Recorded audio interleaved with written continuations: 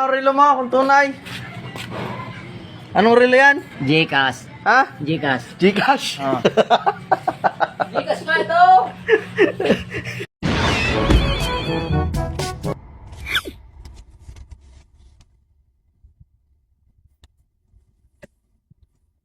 Hello, pare. Pare, mabuti naman ako. Ikaw, kumusta ka rin ka? Ayaw.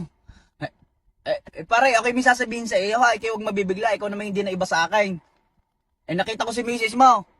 Nandini sa may, pare? Sa may sugo. May kasamang iba lalaki. Huwag ka na mag-aalala. Pagkakasama ng mga lalaki, mukha pang pulubay. Ikaw ganyan! Ay! Oh! Ay!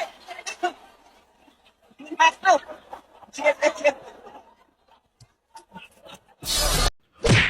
Pag ako napatumba nyo sa inuman,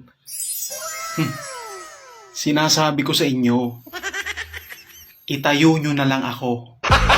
Gago!